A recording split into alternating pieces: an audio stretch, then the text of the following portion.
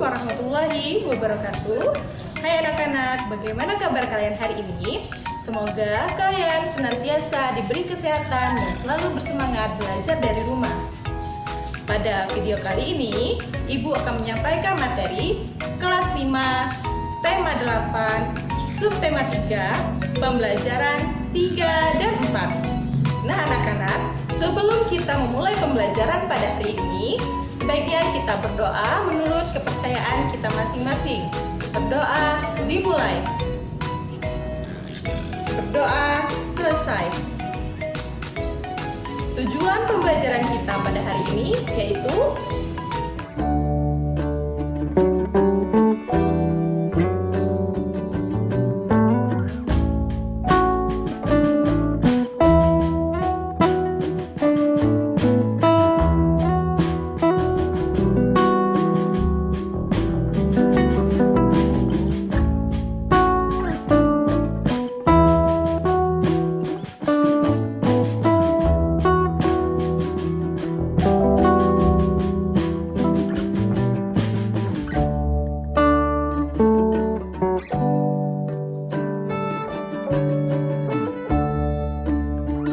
pengaruh kegiatan ekonomi terhadap kesejahteraan masyarakat.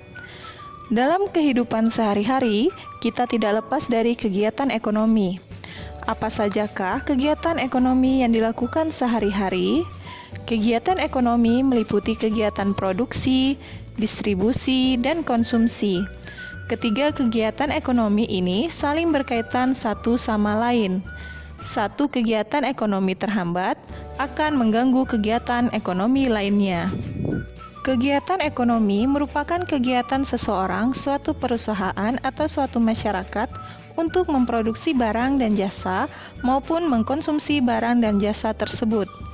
Jenis kegiatan ekonomi dapat dikelompokkan menjadi 3 kelompok sebagai berikut. Yang pertama, produksi. Apakah produksi? Amatilah kegiatan ekonomi seorang petani. Petani menanam padi di sawah, lalu memberi pupuk dan menyiangi rumput yang tumbuh di sela-sela tanaman padi. Setelah bulir-bulir padi mulai bernas, petani mengusir burung-burung yang berusaha makan bulir-bulir padi itu. Saat padi menguning, itulah saatnya petani memanen. Hasil panen lalu dijual. Dari ilustrasi tersebut, si petani telah melakukan kegiatan produksi.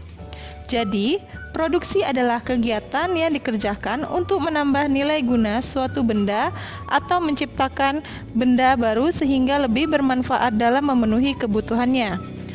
Orang yang melakukan kegiatan produksi disebut produsen. Kegiatan produksi berpengaruh terhadap kesejahteraan pemilik sumber daya ekonomi dan produsen. Sumber daya ekonomi adalah barang atau jasa yang dapat memberikan manfaat atau keuntungan.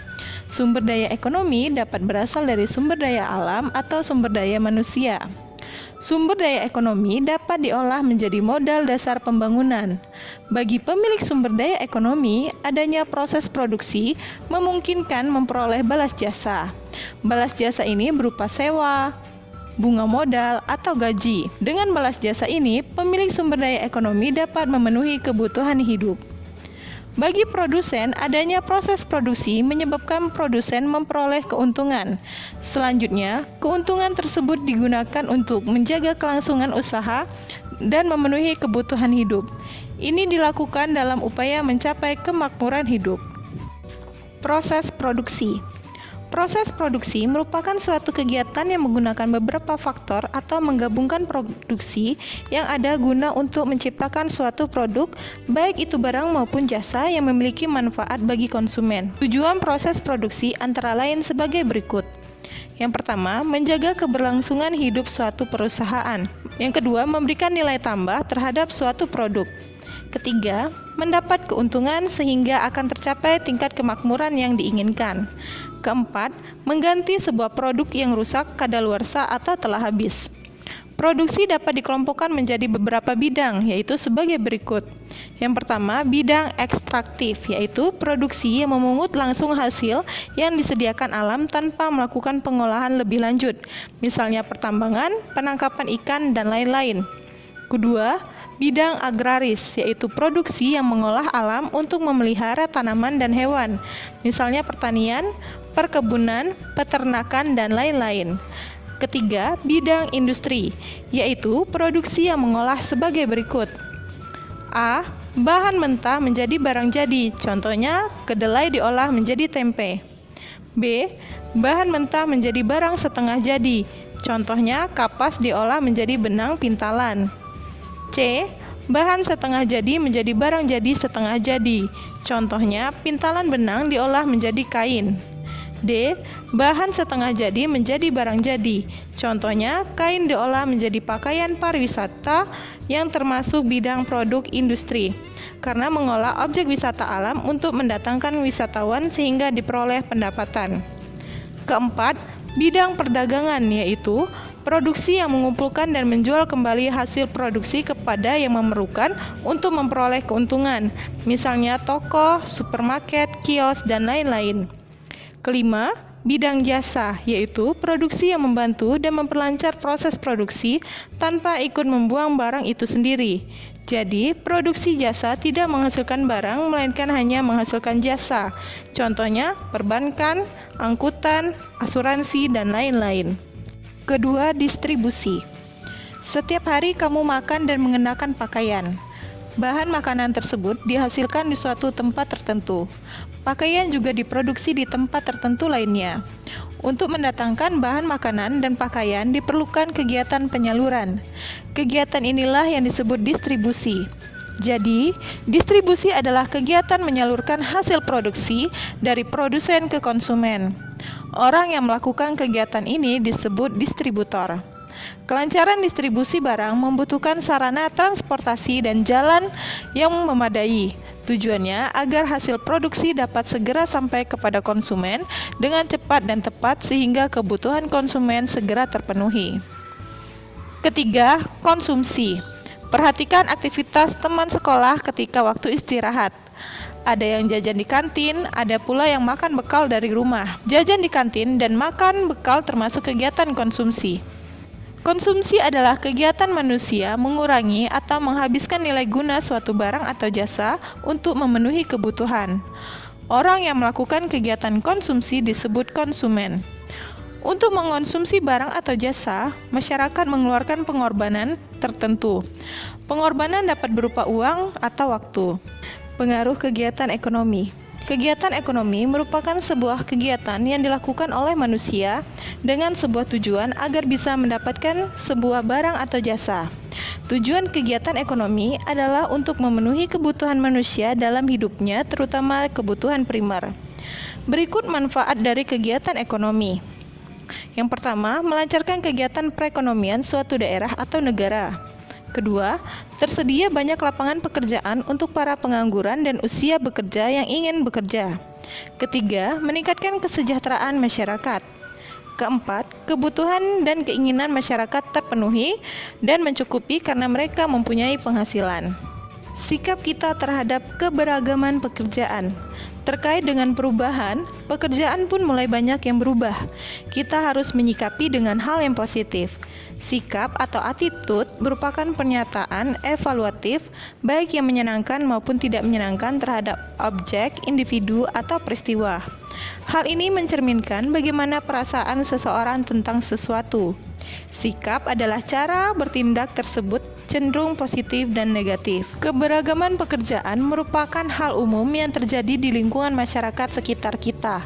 Jarang kita temukan satu wilayah masyarakatnya mempunyai pekerjaan yang sama. Misalnya di daerah pesisir pantai, mayoritas penduduknya sebagai nelayan, akan tetapi ada beberapa penduduk yang bekerja sebagai pedagang, membuat cenderamata khas pantai, mengolah hasil laut, dan sebagainya. Itulah gambaran keberagaman pekerjaan. Dengan adanya keberagaman pekerjaan, tidak perlu kita permasalahkan karena keahlian orang itu berbeda-beda. Jadi, keanekaragaman pekerjaan tersebut harus kita sikapi dengan cara saling menghormati dan menghargai. Mengembangkan sikap tolong-menolong dan tenggang rasa atas dasar kita manusia sebagai makhluk sosial yang membutuhkan orang lain. Selain itu, kita juga harus berpegang teguh pada Pancasila dan mengamalkan nilai-nilai yang terkandung di dalamnya, baik nilai kemanusiaan, keadilan, persatuan dan kesatuan, dan lain sebagainya. Menghargai kegiatan usaha ekonomi orang lain. Kamu telah memahami kegiatan ekonomi yang berkembang di Indonesia. Setiap orang akan melakukan kegiatan ekonomi untuk memenuhi kebutuhan hidup.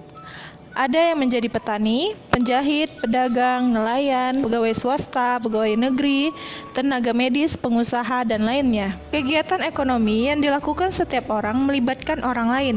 Keterlibatan orang lain dapat dilihat dari kegiatan produksi, distribusi, dan konsumsi. Pada kegiatan produksi, orang yang terlibat adalah tenaga kerja. Pemakaian tenaga kerja dimaksudkan untuk memperlancar kegiatan produksi. Tenaga kerja akan memperoleh balas jasa dari produsen berupa upah atau gaji dari produsen. Selanjutnya, barang hasil produksi disalurkan kepada konsumen atau masyarakat oleh distributor. Dari kegiatan penyaluran barang tersebut, distributor akan memperoleh keuntungan. Contoh distributor adalah agen, pedagang besar, dan pedagang eceran. Konsumen adalah pihak yang mengkonsumsi barang dan jasa untuk memenuhi kebutuhan hidupnya. Barang dan jasa diperoleh dari produsen secara langsung atau melalui perantara atau distributor. Ketiga pelaku kegiatan ekonomi tersebut, produsen, distributor, dan konsumen, akan saling berhubungan membentuk arus diagram ekonomi. Setiap pelaku kegiatan ekonomi memiliki peran yang saling menguntungkan. Menurut kodratnya, manusia berperan sebagai makhluk sosial dan makhluk ekonomi.